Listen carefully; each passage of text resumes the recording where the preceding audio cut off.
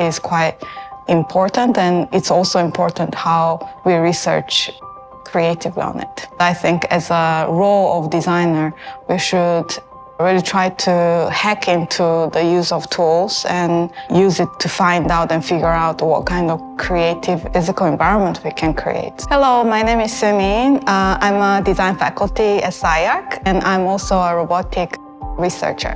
We are in Los Angeles, SCI-Arc Gallery. The exhibition is called 2021, the Steam Odyssey. Actually, we were benchmarking the Space Odyssey movie because we think it's a part of a longer journey of our research, of our interesting materials, but in this case, specifically about steam bending wood process. This project is under a longer research agenda, looking at the AR fabrication of steam bending wood, and this research has inherited our previous research done together with Igor Pantic, Gwyllim Jahn, and Cameron Newnham of the Tallinn Biennale Steampunk Pavilion.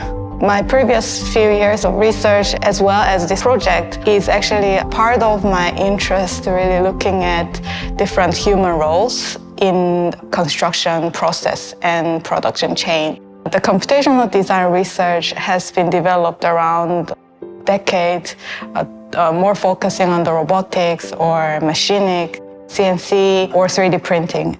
Mainly focused on additive process or subtractive process, maybe also about robotic arms or mobile robots and so on. But we realized that those research has been quite limited in the looking or researching at different materialities. They have been more focused simplification of processes or going against any material behavior.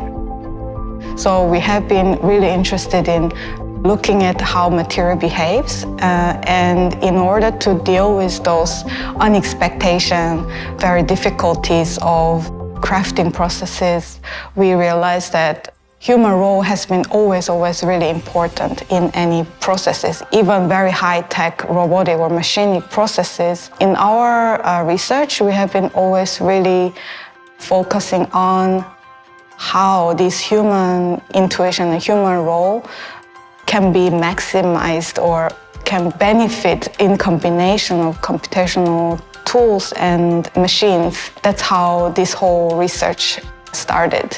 This is a portion of a fully enclosed inhabitable space. This project was designed and produced during around 4 to 5 months' time, including the initial design concept and stuff.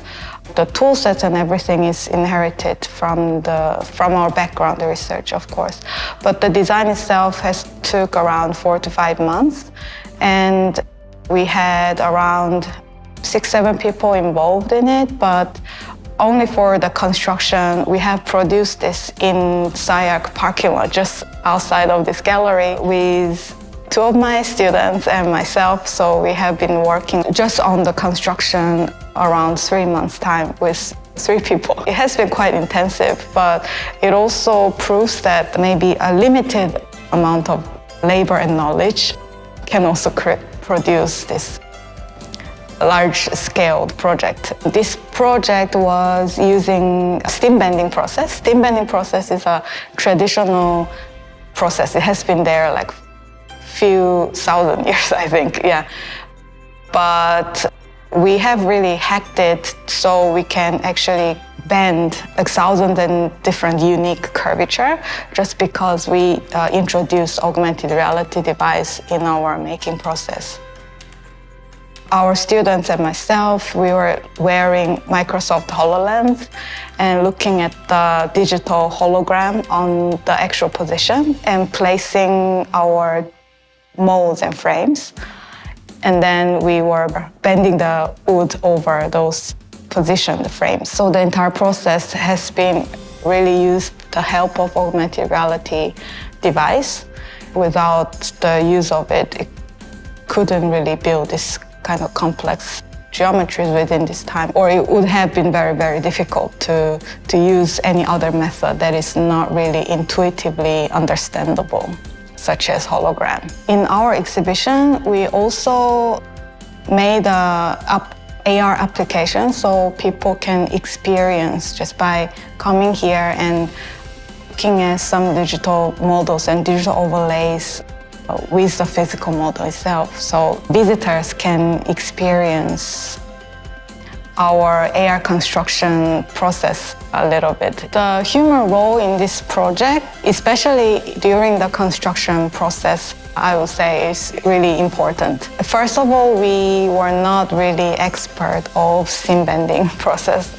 Of course, we have some experience, but we are not expert in it. So we had to deal with a lot of unexpected errors and difficulties. There were a lot of unexpected spring back after the curvature bends. Also, because the geometry is so complex, there has to be a lot of different human adjustments needed during the assembly processes. So all of this couldn't have been done really without the understanding of the relationship of each part. So I would say human role has been really critical in dealing with such a complex geometries and complex structure.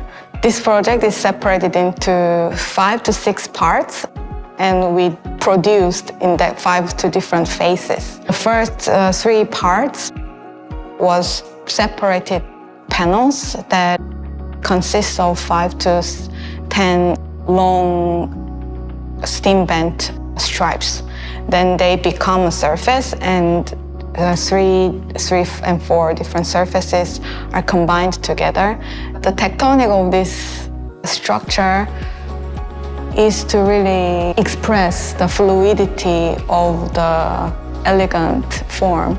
So we try to use as long, continuous stripes and lines as a design language to try to guide people's eye and vision to really travel around every part of the structure itself. So there's no differentiation between floor and column or ceiling or beam, and everything is intertwined and interconnected.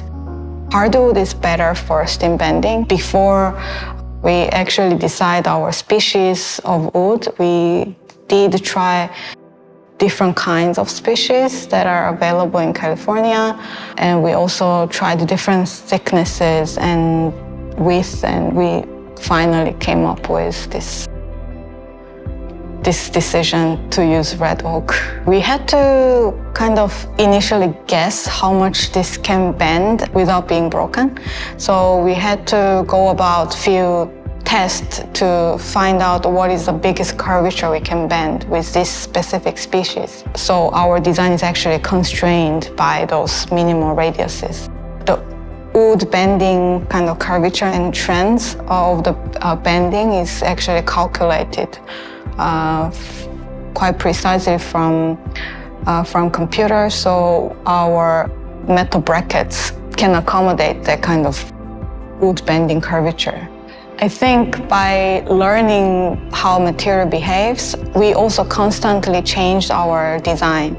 So it has been a feedback loop. It is quite important how we understand how material behaves and what is the limitations and what is the possibilities of the making and assembling process. And we can really push our design to our limit. So I think material behavior do affect the design language and design decisions.